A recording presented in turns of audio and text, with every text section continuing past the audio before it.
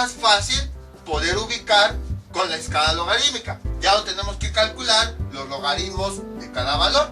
Incluso ya no tenemos problemas en calcular logaritmo de 0 o logaritmo de 0 para y, sino directamente ubicamos los valores sin tener que estar haciendo las operaciones de logaritmo. Lo que ocurre es que en las hojas milimétricas, en las hojas logarítmicas, directamente ya se aplicó el logaritmo. Ya se le aplicó el logaritmo a los valores para que así nosotros nada más ubiquemos directamente los valores de x y y. Ahora bien, así es como se ubican los puntos en la hoja logarítmica. ¿Cómo se ubican los puntos en la hoja semilogarítmica? De la siguiente forma. Es más sencillo.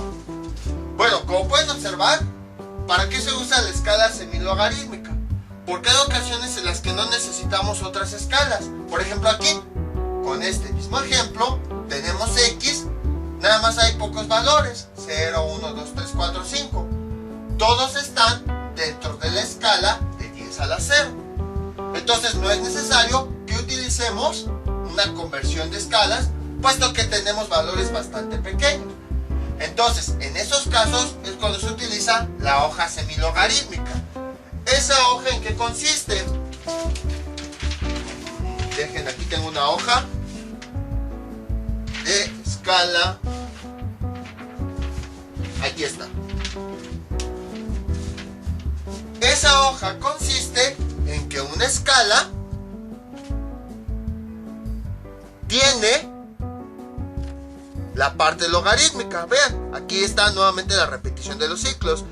1, aquí está también lo que les decía, unas hojas empiezan en 10, otra en 1. 1, 2, 3, 4, 5, 6, 7, 8, 9, 10. Y vean cómo los espacios se van reduciendo. Esa reducción de espacios quiere decir que a este eje ya se le aplicó la escala logarítmica. Se le aplicó un logaritmo, un procedimiento para poder ubicar los puntos de forma directa. Pero, vean, en el otro eje no existen. Eso es porque aquí podemos ubicar los puntos como nosotros querramos, de forma lineal. Entonces por eso se le llama semilog, porque nada más la mitad está en escala logarítmica. Aquí todos vemos que se repiten los ciclos, 1, 2, 3, 4, 5, 6, 7, 8, 9. Luego otra vez, 1, 2, 3, 4, 5, 6, 7, 8, 9. Luego se vuelve a repetir ese ciclo, 1, 2, 3, 4, 5, 6, 7, 8, 9. Y luego se vuelve a repetir ese ciclo. Cada ciclo ya vimos que es una potencia de base 10. El primer ciclo es 10 a la 0. El segundo ciclo 10 a la 1. El tercer ciclo 10 a la 2. Y el cuarto ciclo 10 a la 3. En el otro eje no. Vamos enumerando de forma normal, justo como nosotros ya sabemos. Generalmente les comento, el eje donde ya hay escala logarítmica se aplica en y, porque es donde van variando drásticamente los resultados. Y el eje X es el que se ubica en aquel eje que no es logarítmico. Vean, déjenlo, pongo, ¿cómo sería? Sería así. Bueno, dejen mejor con una pluma, porque con plumón se va a ver así muy grande.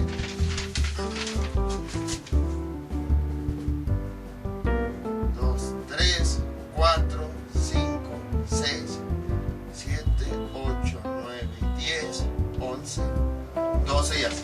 Vean, este sería nuestro eje X. Vean como todos los números no están separados, a diferencia de en el otro caso. Está es el mismo espacio entre todos. 1, 2, 3, 4, 5, 6, 7, 8, 9, 10, 11, 12. Y aquí sí se nota la separación. Vean, desde este 1 a este 2. Luego cada vez es más pequeño. Entonces se le llama hojas semilog, porque una escala es normal, como la que ya hemos estado ocupando, pero la otra sí se le aplicó el logaritmo, entonces es escala logarítmica. Ahora, ¿cómo se ubican los puntos? Pues de la misma forma que ya conocemos. El eje X ya vimos que no tiene gran variación en sus datos, nada más tenemos valores que van desde 1, 2, 3, 4 así,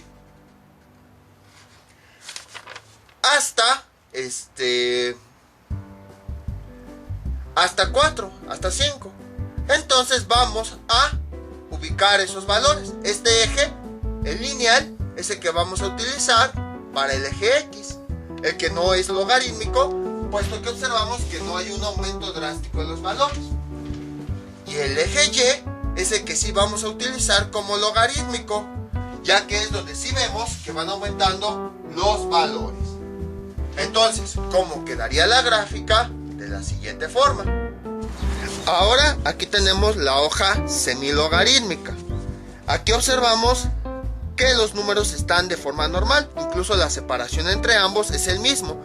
Es porque este eje, vamos a decir que es un normal, decimal. Ahí está, ven. Este eje lo vamos a asignar a X, ya que como vimos en nuestros valores, X es el único que no tiene grandes cambios. Todo sigue igual, 1, 2, 3, 4, 5. Ahora, el otro eje, ahí está, el otro eje sí tiene los ciclos, porque vean, 1, 2, y cada vez se van haciendo más pequeños, 3, 4, 5, 6, 7, 8, 9, 10. Incluso hay otras hojas logarítmicas que sí tienen las potencias. Por ejemplo, vean, aquí ya después dice que inicia el ciclo de 10 a la 1. Por eso aquí dice 10 a la 1. Si continuamos subiendo, vean cómo ahora, cuando llegamos aquí a 10, déjenlo acerco tantito, dice 10 a la 2, porque quiere decir que ahí inicia el ciclo de 10 a la 2.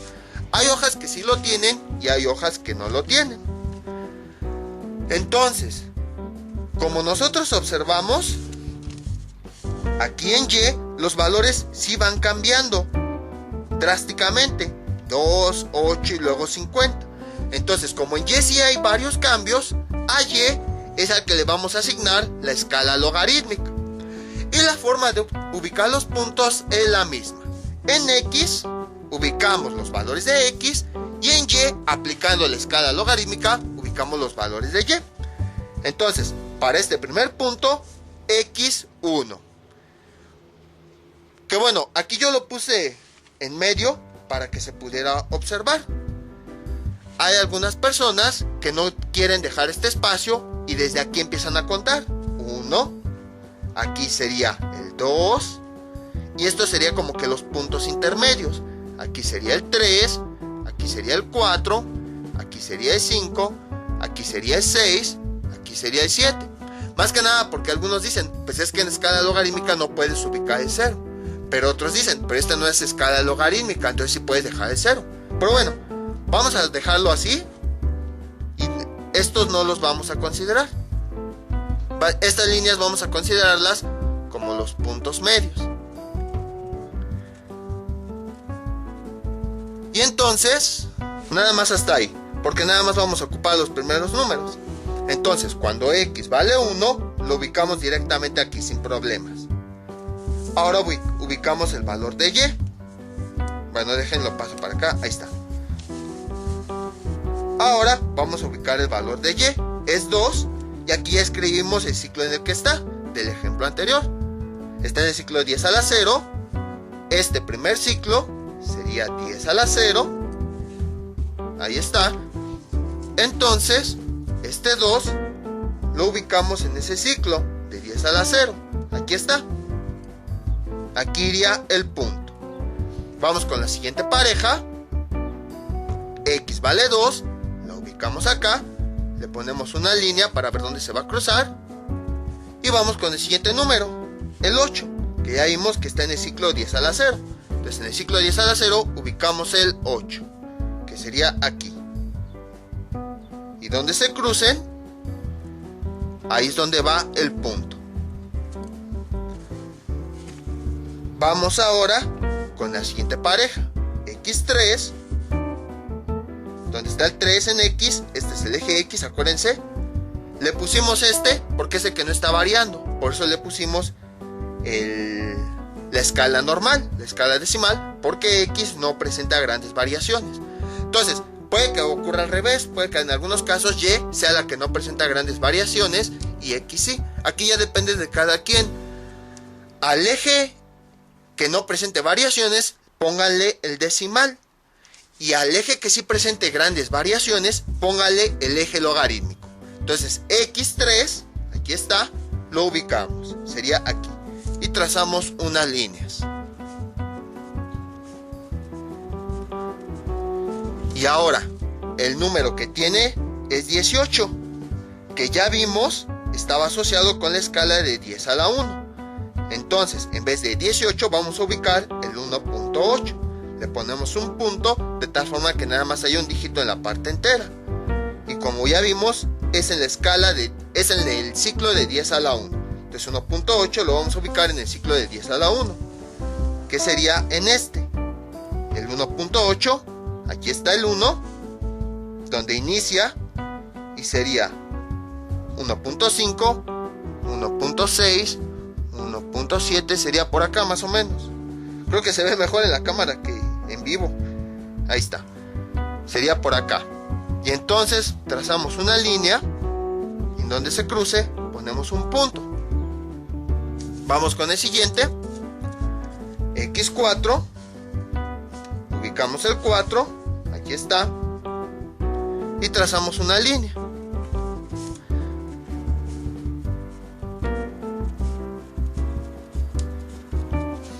Y ahora, el número que tiene asociado es el 32, que ya del ejemplo anterior vimos que el 32 en realidad está asociado con 10 a la 1, con el ciclo de 10 a la 1. Le ponemos el punto y entonces el 3.2 estaría asociado al ciclo de 10 a la 1. Buscamos el número. Aquí está el ciclo de 10 a la 1. Y el 3, aquí está, sería 3.2, más o menos por acá. Y ponemos una línea, y en donde se crucen, ahí ponemos el punto que indica esas coordenadas. Y vamos con el último. X5, aquí está. Aquí está. Y entonces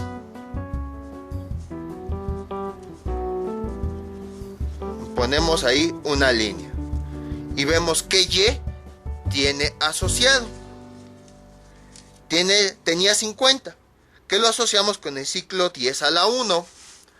Entonces, como es 10 a la 1, le ponemos el punto y ahora sería 5.0 ubicado en 10 a la 1. ¿Dónde está 10 a la 1? Aquí. El 5 está acá y trazamos una línea. Y donde se unan es donde ponemos el punto. Y vean cómo al unir con la pluma tenemos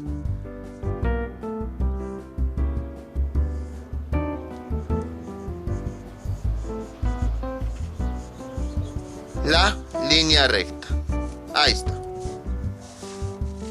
Hay ocasiones en las que las hojas logarítmicas no se semilogarítmicas no se obtiene una línea recta tal cual, pero sí al menos ya no se tiene una curva tan prolongada como si hubiéramos realizado la gráfica, sino que como que se ve un crecimiento un poquito más paulatino. Eso es porque solamente en uno de los ejes aplicamos logaritmo. Si queremos que sea una línea recta completamente, en los dos ejes tendríamos que aplicar logaritmo. Sin embargo, hay ocasiones en las que conviene que solamente en uno de ellos apliquemos el logaritmo. Por esa razón tiene esa pequeña tendencia, pero de la misma forma, al menos en una sola gráfica, sí pudimos ubicar todos los valores. Ahora podemos observar que obtuvimos una línea recta. Entonces, esa es la ventaja de ambas hojas, que pudimos ya sin necesidad de estar calculando estos logaritmos x y y, pudimos directamente obtener las gráficas de todos estos, nada más trabajando directamente con X y con Y. En el papel logarítmico ya se hicieron todos los cálculos precisamente para que esta X se transforme al logaritmo de X, para que esta Y se transforme al logaritmo de Y, y así sucesivamente. Entonces ya no es necesario que tengamos que hacer estos cálculos, o 8 a sino que ya está ese cálculo implícito en el papel y está diseñado precisamente para que nosotros nada más ubiquemos los puntos, y ya las hojas logarítmicas, véanlo como una computadora.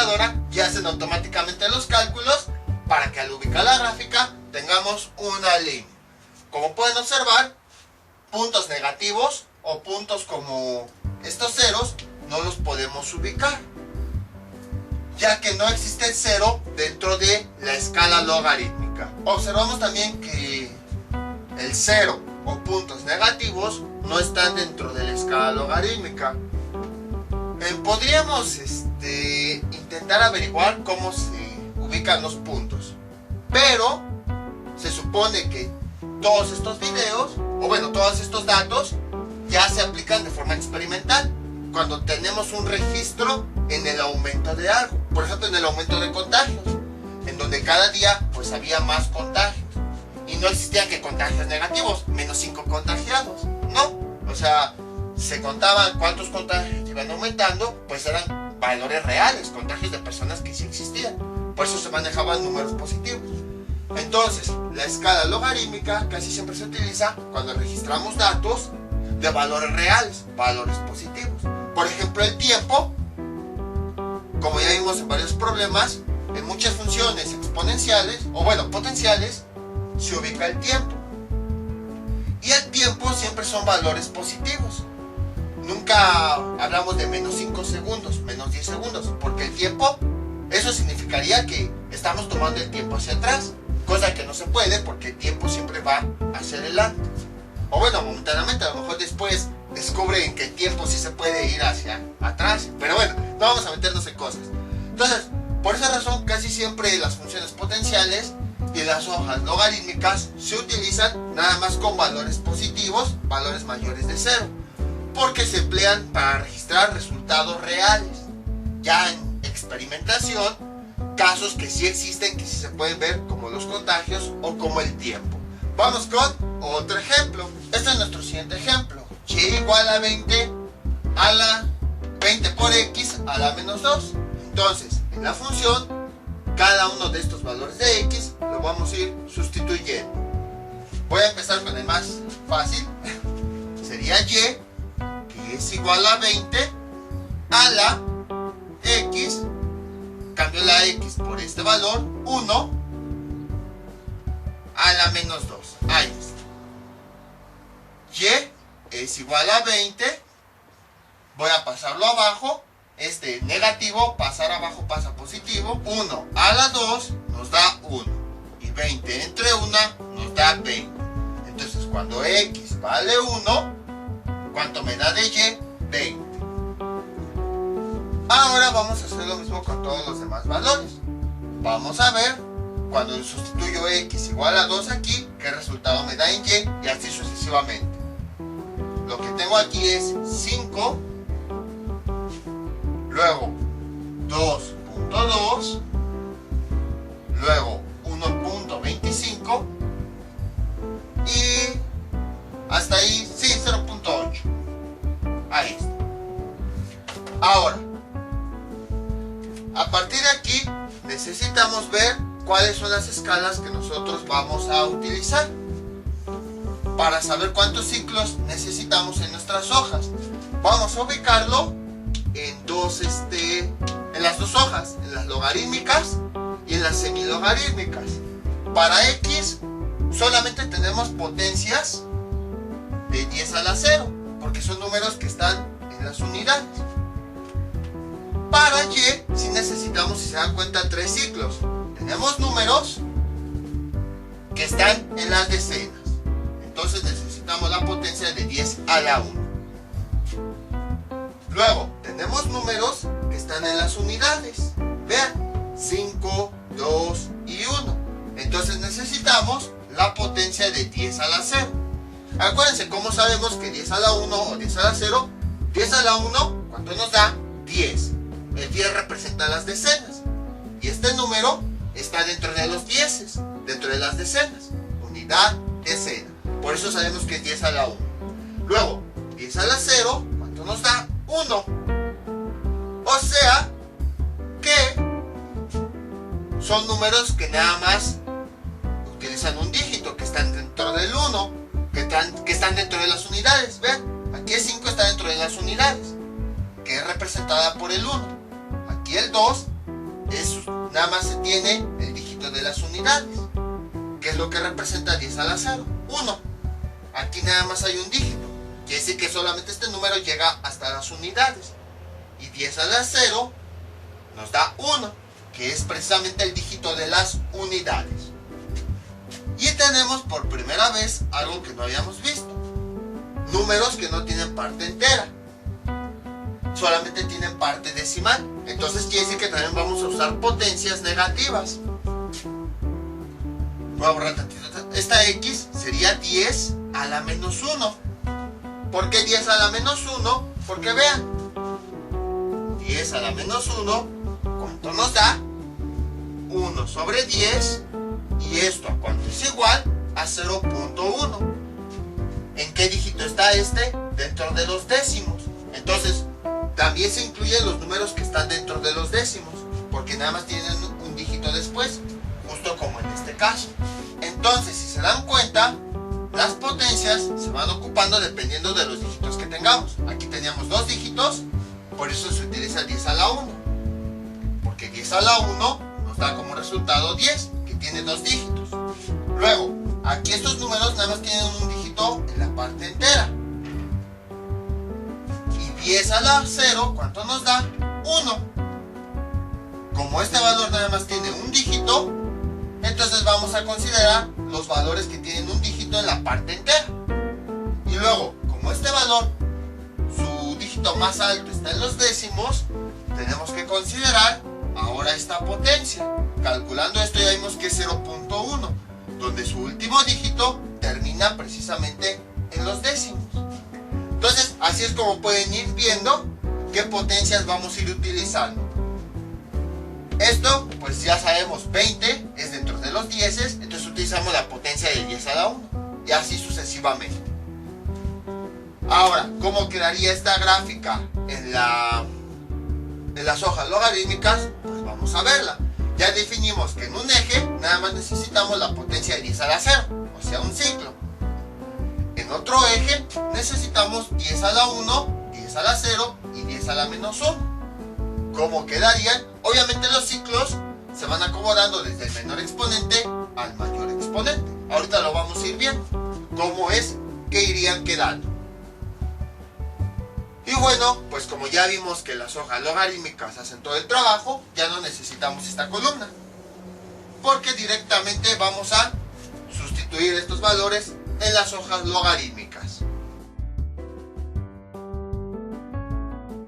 Listo, aquí tenemos los datos de la otra función.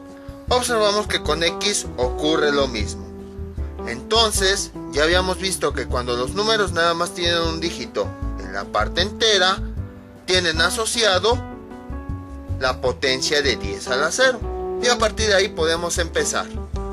Entonces, este sería mi eje X. Y empezamos a detectar los ciclos. Aquí sería, desde aquí hasta donde veamos el 10, sería el ciclo de la primer potencia, 10 a la 0.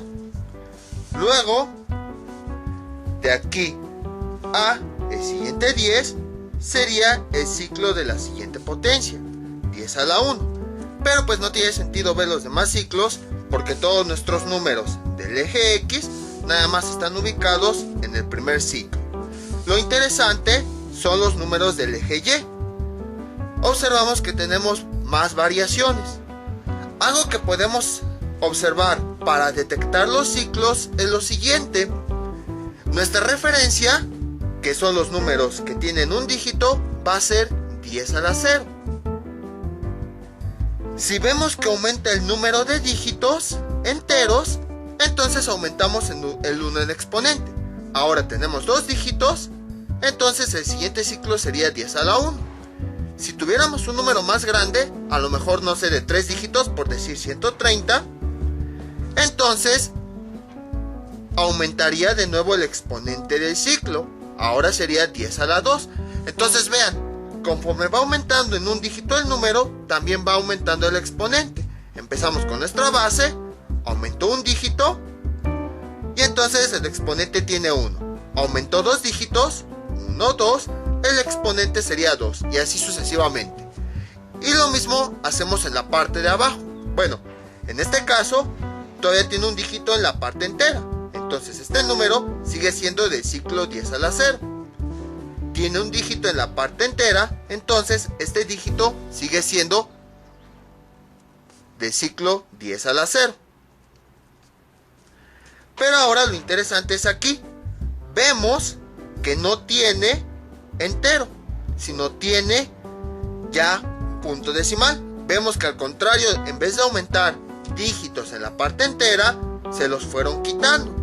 Entonces quiere decir que los exponentes, vamos, como fueron disminuyendo, los exponentes también van disminuyendo. Ahora sería 10 a la menos 1. Si tuviéramos, por ejemplo, ya no me cabe ahí, pero suponemos que vamos más abajo y tuviéramos 0.07, vemos que ahora le quitaron todavía otro dígito. Entonces sería 10 y al exponente le vamos a quitar otro, sería menos 2, y así sucesivamente. Entonces así es más fácil de verlo. Si tomamos 10 a la 0 como un dígito, así conforme vaya aumentando los dígitos, va aumentando los exponentes. Aumenta un dígito, le aumentamos uno. Aumenta otro dígito, aumentamos otro. Ahora, si le vamos quitando exponentes, si le vamos quitando dígitos enteros, le vamos quitando al exponente. Como nuestra base es 10 a la 0, le quitamos un dígito, le quitamos uno al exponente. Le quitamos otro dígito, le quitamos otro al exponente. Pero bueno, este lo voy a tachar para que no nos confundamos. Y a partir de aquí observamos cuál es el ciclo más pequeño que vamos a utilizar. 10 a la menos 1. ¿Por qué? 10 a la menos 1, como ya vimos, nos da 0.1. Y 10 a la 0, ¿cuánto nos da? 1. Entonces, como vamos a empezar con el número de 10 a la menos 1, vamos a empezar con este dígito, con este ciclo, porque es el número más pequeño, vean. Es más pequeño 0.1 que 1. Entonces, en nuestra escala logarítmica, vamos a empezar a nombrar a partir de este ciclo. Y continuamos, sería 10 a la menos 1, luego el ciclo de 10 a la 0, y luego el ciclo de 10 a la 2. Voy a tachar esto para que no parezca 21. Entonces, en nuestra gráfica, ubicamos los ciclos. De este punto a este, sería el primer ciclo, que le asignamos el exponente más bajo que vimos, 10 a la menos 1. El siguiente ciclo, que sería este, de este 10 al que sigue, sería el siguiente ciclo, 10 a la 0. Y el siguiente ciclo, estamos aquí, observamos que es 10 a la 1. Entonces, ubicado aquí, aquí termina. Si ven el rayón es porque me equivoqué. Y aquí se supone que nada más llega hasta 5. Suponiendo que llega hasta el siguiente 10, aquí tenemos el otro ciclo, que sería el siguiente, 10 a la 1. Ya que identificamos los ciclos, ahora sí vamos a ubicar los puntos justo como ya sabemos. Primero X, que es 1. Aquí sería el 1. En el ciclo, ya vimos que está ubicado en el ciclo de 10 a la 0. Sería aquí. ¿Y con qué número está relacionado? Con Y, que es 20. Igual, vamos a poner un punto, nada más para que haya un dígito en la parte decimal. Entonces 2, ¿en qué ciclo?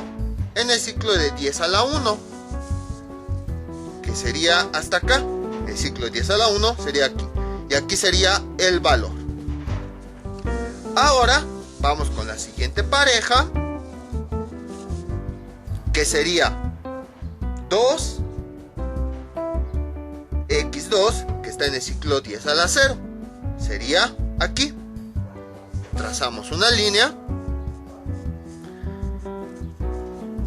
Y el siguiente valor, ¿cuál es? Es el 5. ¿Con qué ciclo está? 10 a la 0. Ahora 10 a la 0, aquí está, y aquí está el 5. Voy a poner una línea, y en donde se unan, ahí está, es el punto correspondiente a ese par. Vamos con el siguiente. El siguiente número es 3 en X, que está en el ciclo 10 a la 0. Lo ubicamos, aquí está, en trazamos una línea. Y luego el siguiente número que tiene asociado es 2.2. Que aquí, bueno, ya está el punto decimal, nada más tomamos el dígito. Ubicamos este número, ¿en qué ciclo? En el de 10 a la 0. Entonces aquí está el ciclo de 10 a la 0. Buscamos ese número, sería 2. Creo que sería por acá. No, 2.1 sería por acá, creo. Y trazamos una línea. Y donde se unan es donde ponemos el punto. Vamos con la siguiente pareja. El 4, ¿en qué ciclo está? Para X, 10 a la 0. Aquí está el 4 y trazamos una línea. Y luego, ¿con qué valor de Y está asociado? Con 1.25. ¿En qué ciclo está? En Y, en 10 a la 0. Entonces, en el eje Y, buscamos 10 a la 0 y buscamos el número. ¿Era qué? Era 1.25. Aquí está el 1. Sería en, veamos, 1.1.2. Sería más o menos como por acá. Y trazo una línea. Y donde se junten, ahí ponemos un punto. Y ahora vamos con el último. El 5 está en X, está en el ciclo de 10 a la 0. Entonces ubico el ciclo en el eje X de 10 a la 0. Y aquí está. Y trazo una línea. Ahí está. Y ahora voy con Y, 0.8. Está en el ciclo de 10 a la menos 1. Aquí está. De la misma forma, voy a suponer que este punto no existe. Y nada más voy a ubicar este número, que sería 8. Entonces, el 8 en el ciclo de 10 a la menos 1, ya vimos, está por acá. Y trazamos una línea. Y donde se cruce, que era con qué, con 5, aquí. Ahí ponemos un punto. Y vean cómo al unir la recta, al unir esos puntos,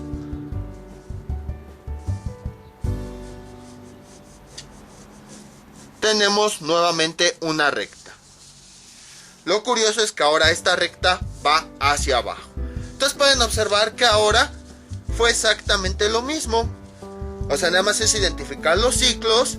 Y ya que los tenemos identificados, entonces cada uno de los números ya lo vamos ubicando en el plano, dependiendo del ciclo en el que se encuentren. Ahora, algo que les puedo decir es que en realidad este 10 representa, o este ciclo representa la potencia. Por ejemplo, 2, nada más voy a tomar como referencia este valor. 2 por 10 a la 1, ¿esto a cuánto es igual? 2 por 10 a la 1, ¿cuánto nos da? 10. Y 2 por 10, 20. Si se dan cuenta, en estos ciclos que estamos sacando, en realidad son las potencias de base 10 por las que hay que multiplicar estos números para obtener las cantidades reales. Esa es otra forma en la que pueden identificar los ciclos. Cada uno de los ciclos son cada una de las potencias de base 10 que están involucradas en este valor. Y ahora, en la escala semilogarítmica ocurre exactamente lo mismo. Aquel número que vemos que no tiene gran variación, como es X, vamos a asignarle la escala decimal. Ahí está. Y en esta escala, pues los números van creciendo de forma normal. 1, 2, 3, 4, 5 y 6. Esa es una escala normal porque vemos que la separación entre ambos es la misma. No va variando conforme aquí. Y entonces, Y, como si es el número que va variando, vemos que va de 20 a 0.8. Entonces a ese número, a ese eje sí le aplicamos escala logarítmica, ya que la variación es muy grande. Y entonces, En el caso anterior ya identificamos los ciclos. Vamos desde el ciclo de menos 10 a la menos 1 a 10 a la 1. Entonces en nuestro papel vamos identificando los ciclos. De este punto a este sería el primer ciclo, 10 a la menos 1. Por eso en este caso este papel no me gustó, porque aquí dice 10 a la 1, como dando a entender que este sería el primer ciclo. Pero observamos que incluso empieza desde 10 a la menos 1. Hay otros que sí, que nada más viene la escala, los puros números, y ya nosotros vamos poniendo los ciclos conforme los necesitemos. Luego identificamos el siguiente ciclo, que sería de aquí a este punto, y aquí sería 10 a la 0. E identificamos el siguiente, que sería de aquí a aquí, y sería de 10 a la 1. Ahora, pues empezamos a ubicar los puntos justo como ya sabemos. Primero en X es 1, que sería aquí, y Y, que sería 2, en el ciclo de 10 a la 1. Entonces, hasta aquí sería el ciclo de 10 a la 1. Y aquí sería directamente el punto, porque aquí está la conexión de 2 en el ciclo 10 a la 1 con el valor de X. Vamos con el siguiente punto. X, que vale 2, sería aquí. Lo subimos, le ponemos una línea para ver en dónde se cruza con Y. Y Y, que vale 5, ¿en qué ciclo está? En 10 a la 0. Entonces en el ciclo 10 a la 0 ubicamos el 5. Sería aquí está el 10 a la 0 y aquí sería el 5. Y trazamos una línea. En donde se crucen es donde ponemos el punto. Ahí está. Vamos ahora con la siguiente pareja. Sería X3. Ubicamos X3, aquí está. Trazamos una línea.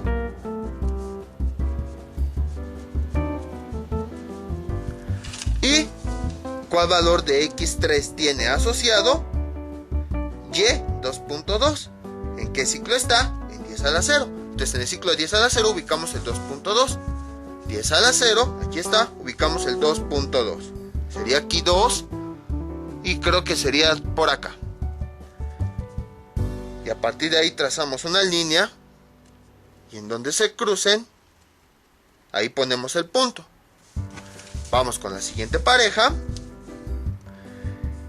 Y ahora el 4 en X lo vamos a ubicar. Aquí está. Ponemos ahí una línea para indicar que va. ¿Y qué valor de Y tiene asociado el 4? 1.25. ¿En qué ciclo está? En 10 a la 0. Entonces ubicamos el ciclo de 10 a la 0 y ubicamos el valor. Aquí sería el 1. Y sería 1, 2, por aquí más o menos.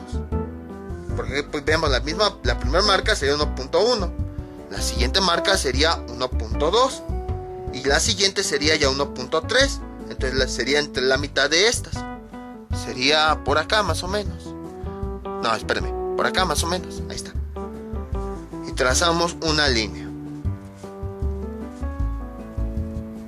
Y ponemos un punto. Y ahora vamos con el último valor. X, que vale 5. Lo ubicamos. Aquí está.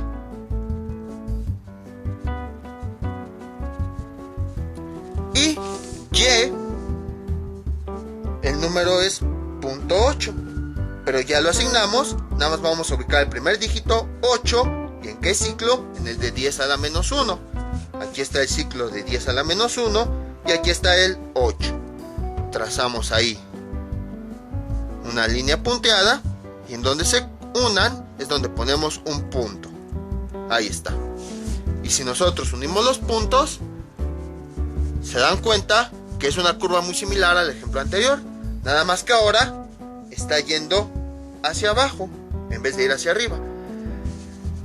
Aquí lo que podemos observar es que ya no se mantiene una línea recta, pero al menos sí se pueden ubicar todos los puntos en la gráfica.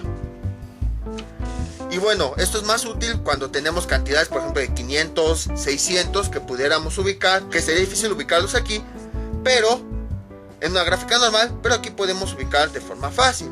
Lo que pueden ver es que ahora en este papel, en un eje lo ubicamos normal, como ya sabemos. El eje que ubicamos es aquel que no tenga mucha variación. Y en el otro aplicamos la escala logarítmica usando potencias de base 10. Cada potencia de base 10 va a estar en un ciclo y a partir de ahí graficamos. En otras palabras, un eje lo ubicamos de forma normal, como ya sabemos, y solamente al otro se le aplica la escala logarítmica. Por esa razón se le llama semilog. Ahora, como pudieron observar, otra característica de las funciones potenciales es la forma de las gráficas. Cuando el exponente es positivo, la gráfica, la recta obtenida, era positiva. Tenía una forma así. Pongo aquí la hoja logarítmica para que puedan verlo.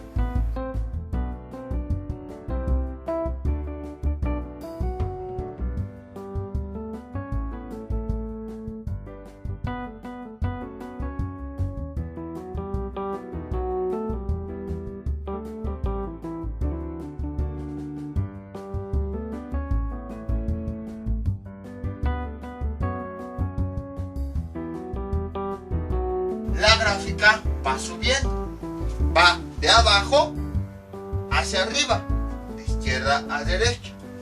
Pero cuando el exponente era negativo, ahorita voy a poner la gráfica que nos resultó, en ambas hojas iba en sentido contrario, iba hacia abajo, desde arriba iba hacia abajo.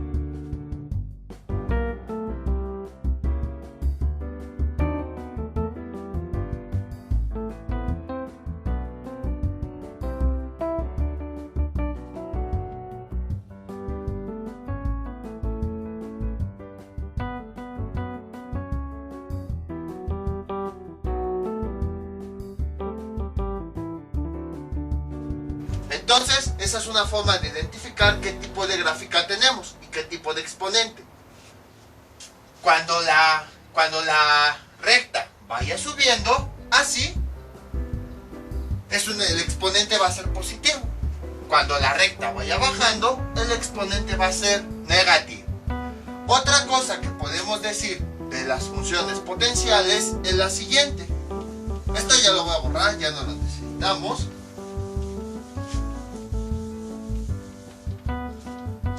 Básicamente tenemos y es igual a c elevado a la x a la e. Este exponente básicamente pueden ser dos números, impares o pares. Entonces, vamos a suponer que tenemos un exponente par. ¿Qué es lo que ocurre? Cuando el exponente es par, ¿qué tipo de gráfica tenemos? Si no nos acordamos, vamos al ejemplo más básico de un exponente par. Y es igual a x cuadrado. Es una función potencial. C, que es el coeficiente, vale 1. Y n, que es el exponente, vale 2. ¿Qué gráfica era la que nosotros teníamos de una x cuadrada? Era una parábola. Ahí está. Entonces, todas las funciones potenciales que tienen exponente par van a tener la misma forma, una parábola. Nada más que a lo mejor puede que esté más abierta o más cerrada. Pero la gráfica de funciones potenciales donde su exponente es un número par va a tener esta forma. Esa sería otra característica. Sería algo así. Lo voy a poner poner así como resumido. Y ahora, ¿qué ocurre cuando las funciones potenciales tienen exponente impar? Vámonos al caso más básico. Y es igual a x cúbica. El coeficiente es 1 y el exponente es 3, un número impar. Cuando realizamos la gráfica, ¿qué forma fue que obtuvimos de esta función? Obtuvimos la siguiente forma. Voy a borrar esto.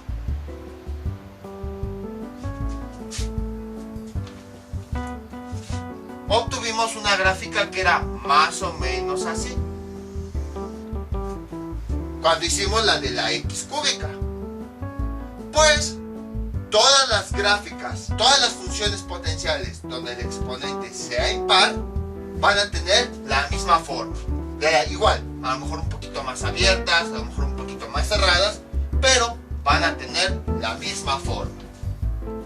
Entonces vamos a hacer un bosquejo aquí. Vean, es como si cambiara, va aquí y luego de repente cambia y empieza a subir.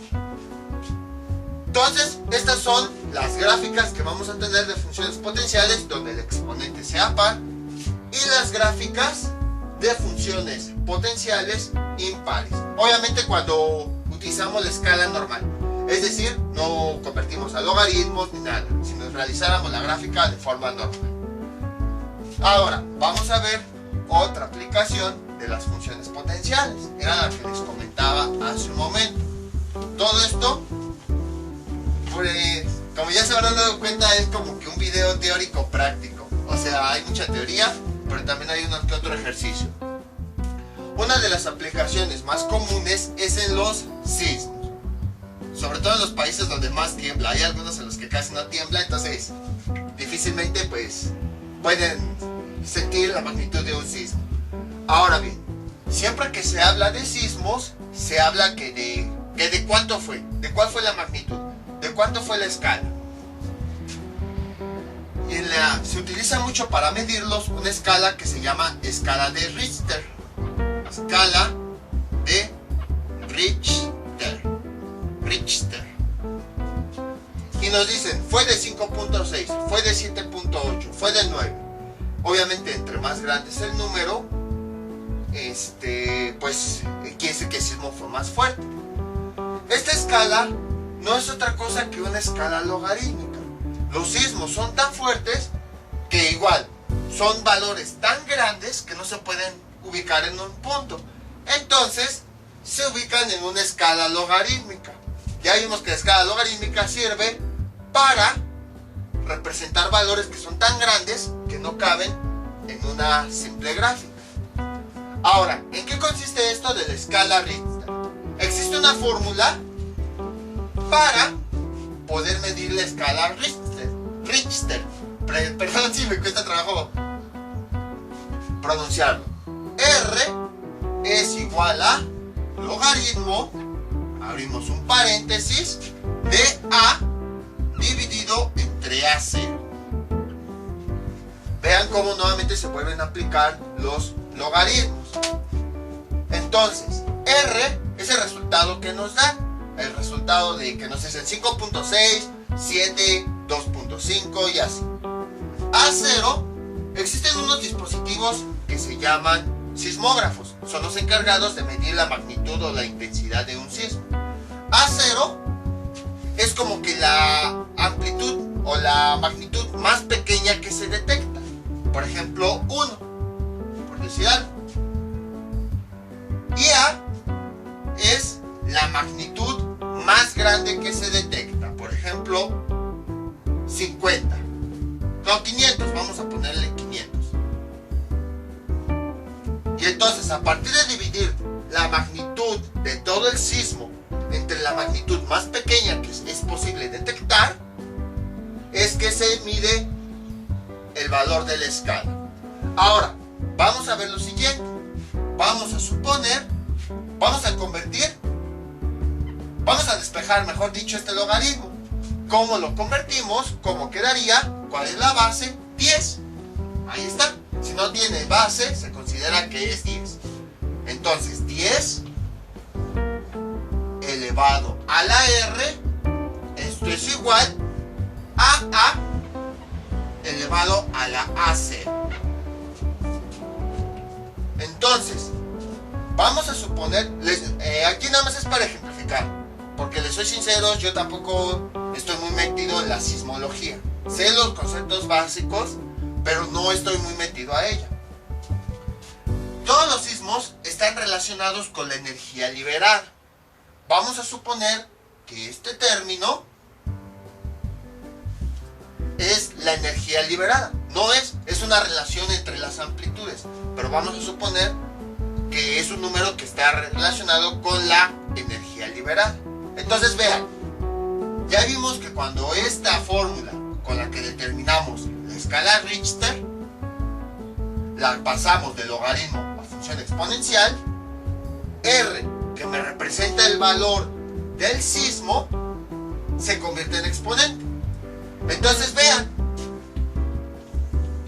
¿qué pasa cuando nos dicen que R o el sismo detectado fue de 2? Nos dicen, ¿de cuánto fue el sismo? Magnitud 2. Quiere decir que R es igual a 2. Si nosotros lo sustituimos aquí, ¿qué es lo que tenemos?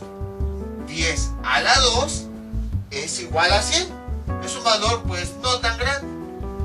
Ahora, ¿qué pasa cuando nos dicen que R es igual a 5? Entonces, tenemos lo siguiente. R igual a 5, lo voy a sustituir aquí. ¿Cuánto me da como resultado? Me da 10. Cambio la R por el valor a la 5. Aquí sí me da un número bastante grande. Me da 100,000. Vean cómo de 100 pasó a 100,000. Acuérdense que lo que tengo del otro lado es el resultado de A entre A0, que es una cantidad relacionada con la energía liberada. Entonces vamos a suponer que este valor es el número de personas que empujan. Entonces vean, 100 personas que empujan no es la misma fuerza que 100,000 personas que empujan. Y ahora, imagínense un grado grande, R igual a 7, o sea, la escala, nos dicen, el sismo fue de 7, entonces aquí R vale 7, lo sustituyo en la fórmula de abajo, que es la que obtuve cuando este logaritmo lo convertí a función exponencial. 10 a la R a la 7, esto es igual a